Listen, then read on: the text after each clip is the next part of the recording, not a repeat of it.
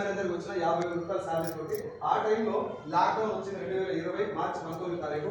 Lockdown వచ్చిన తర్వాత నా 50,000 జీతాన్ని ఏ జీతం అయితే నేను చూసుకొని వేరేది ఏది అవసరం లేదు అనుకున్నాను. ఇక నాకు టైం లేదు, 24 అవర్స్ దీంట్లోనే పనిచేయాలి, ఈ జాబ్ లోనే ప్రమోషన్ వస్తే లైఫ్ మారుతుంది, రేపు ఇంకొంచెం ఎక్కువ సేవ్ చేయాలన్నా కూడా ఇళ్ళనే ప్రమోషన్ రావాలి, లేకపోతే దాని బట్టి ఇంక్రిమెంట్ రావాలి, బోనస్ రావాలి, ఈ జాబే నాకు దిక్కు అని దేని మీద కూర్చున్నానో అదే జాబ్ లో వచ్చేటువంటి 50,000 జీతం నైట్ లాక్డౌన్ వచ్చిందని 15,000 చేసి ఎంత మెడికల్ నార్మల్ మెడికల్ ఇండస్ట్రీ అయినా కూడా మెడికల్ అప్పుడు పెరిగినా తగ్గిన లాక్డౌన్ యాక్చువల్గా పెరిగింది. నా దౌర్భాగ్యం ఏంటంటే నేను ఎంచుకొని మరి పోయి గైనిక్ డివిజన్లో పోయి గైనిక్ అంటే లేడీస్ సంబంధించినటువంటి అసెగ్మెంట్ ఎవరైనా ఇన్ఫర్టిలిటీ చూపించుకోరా పిల్లలు కానీ ఎవరైనా దవాఖాన పోయిరా పోలే కదా, దాని మొత్తం అది ఇన్ఫర్టిలిటీ డివిజనే ఉంది. నా కర్మకాలం అనుకున్నాను. అప్పుడు దగ్గులు సరుకులు జనాల యొక్క ఆ బిజినెస్ పెరిగింది కానీ ఇవన్నీ దగ్గర లేడీస్ హాస్పిటల్ దాదాపు.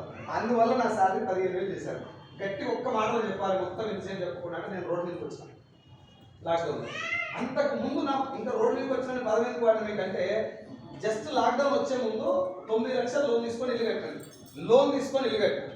ఈ 9 లక్షల ఇల్లు అయిపోవాలి. యాక్చువల్గా దోస్తులు అందరూ వచ్చి మళ్ళా కడతావరా అని పెట్టు, మళ్ళా కడతావరా ఇది పెట్టు అని అంటారు. ఊకున్న పోషడిగా ఉట్ట ఊకోవడం ఏ కానీ ఏమో సలహా ఇస్తారు. మన దౌర్భాగ్యం ఏంటంటే మన జైలు తడెత్తుందో తెలుసుకోకుండా కరెక్టే అని చెప్పి వాడు ఇచ్చిన సలహాలకి లేచి 9 అప్పు చేసి 18 చేసి బండి కొన్నామని పోయి పుసుకున్న వాళ్ళని ఎక్కించుకొని పోయినావు అనుకో, వాడు ₹1,00,000 బండి కొని నువ్వు పోతే 1,20,000 బండి నీతో కొనిస్తాడు. ఇంకా ఏమంటారు తెలుసా, దేవా పైసలు జైలు పెడతారు, మంచి తప్ప జైలు బండి కొనియా. నువ్వు పుసుకున్న ఫ్యూచర్ పెడతారా, ఈఎంఐ మిస్ అయ్యి నువ్వు చెప్తేనే కొనరా, ఒక్క ఈఎంఐ మిస్ అయ్యి 5,000 అంటే నన్ను ఎక్కించుకొని తిరుగుతున్నావా బండి. ఇది తప్ప అంది కాదు. వాడి ఇంటికి కేక్ పెట్టాలని నువ్వు పెట్టావు చూడు, కేక్ ఆడి ఇంటికి పెట్టాడు నీకే పెట్టాడు కలవాడు. అర్థమైందా? సో ఫ్రెండ్స్ ఇది నాకు ఒక ఇంట్లో కూడా అందరూ కూడా పెళ్లి చేసుకుంటా అని చెప్పి కలిసి మోపడి చేస్తే 18 లక్షలు అప్పు అయింది బ్యాంక్ లో. నేను ఫుల్ ఖుషిగానే ఉన్నాను, ఎందుకంటే 50,000 రూపాయలు శాలరీ వస్తుంది, ఇంకొంచెం కష్టపడితే 23,000 ఇన్సెంటివ్ కూడా వస్తుంది. దీంతో నాకు కరెక్ట్ 2-3 సంవత్సరాలు అంటే మాక్సిమం 5 సంవత్సరాలు తీసుకోదన్నట్టు దాంట్లో ఉంది. లాక్డౌన్ వస్తుందని ఎవరు ఊహించారు నాతో సహా. అది రాగానే నేను కట్టాల్సిన ఈఎంఐ మొత్తం కలిపి నా ఇన్సెంటివ్ అది కలిపి 50-60,000 వస్తాయి, 60-70,000 వస్తాయి.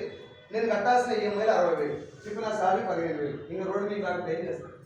పిల్లలకు కావాల్సినటువంటి ఫుడ్ కూడా తెలిపెట్టే పొజిషన్ లేదు. అందుకే చెప్పిన మా రోడ్డు మీకు వచ్చిన మా అమ్మ ఊళ్ళో కూరగాయలు, అమ్మాయి కూరగాయలు డబ్బుతోటే నేను గడుపుదామని చెప్పి ఊర్లోకి పోయినా. హైదరాబాద్ రెంట్ కట్టుకున్న తాళం పెట్టి ఊర్లోకి పోయిన తర్వాత నా మనసుకి ఏమనిపించింది, ఒక ఆలోచన, చాలా పూర్వకంగా ఆలోచన వచ్చింది.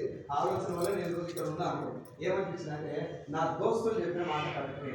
నా దోస్తులు ఏం చెప్పింది అక్కడ కొంచెం తెలికలు మననే కదా, మనంతా తెలికలు కాదు కానీ జర బాగుపడ్డారు అన్నట్టు. అర్థం కాలే, జర బాగుపడ్డారు మనంతా నాలెడ్జ్ నువ్వు కాదా. ఏం చెప్పింది అంటే సైదులు ఏమన్నా అయింది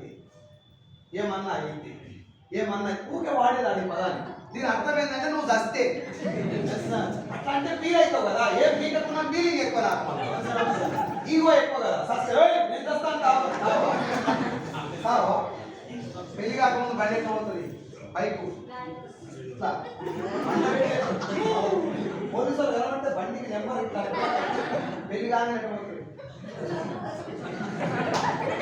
పెళ్లి పల్సర్లు ఎగ్జైట్లు వస్తాయి. పెళ్ళలేక ఫ్యాషన్ ప్లేస్ ఇట్లా పోతున్నాడు బండి మీద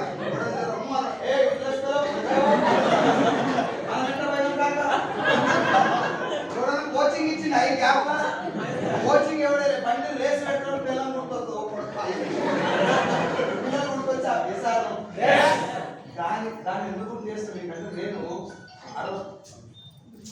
18 లక్షలు అవుతుంది, ఇంట్రెస్ట్ పెరుగుతుంది. ఒకవేళ లాక్డౌన్ లో మొదటి లాక్డౌన్ లో కొంతమంది లిస్ట్ వచ్చింది, వెయిటింగ్ లిస్ట్ తీసుకపోయాడు. రెండో వెయిటింగ్ లిస్ట్ వచ్చింది, పోయారు. మూడో లిస్ట్ లో నా పేరు ఉంటే పరిస్థితి నేను ఇది జోక్ చెప్తాను, ఆలోచించాను. నేను అట్లా సస్తే కూడా అనుకోడు, కానీ అనుకోకపోతే బాగుపడదు. బండి మీద ఉన్నప్పుడు నాకేమైనా అయితే అనుకున్నప్పుడే జాగ్రత్త పోతావు, ఫ్యామిలీ కోసం. కార్లో కూర్చున్నప్పుడు జాగ్రత్త పోవాలనుకున్నప్పుడే పెట్టుడు. ఆలోచించకపోతే స్టెప్ వేయలేదు గట్టిగా. నేను లేకపోతే నా భార్య పిల్లలు అప్పు కట్టాలి, ఏడికే తెచ్చి కట్టాలి. నేను ఉండగానే వాళ్ళకి తింటలేనటువంటి పరిస్థితి వచ్చింది. నేను లేకపోతే అప్పుడు కట్టాలి. ఎవరు నీక కట్టిన వీళ్ళు, నేను ఎవడని నీళ్ళు కట్టమని.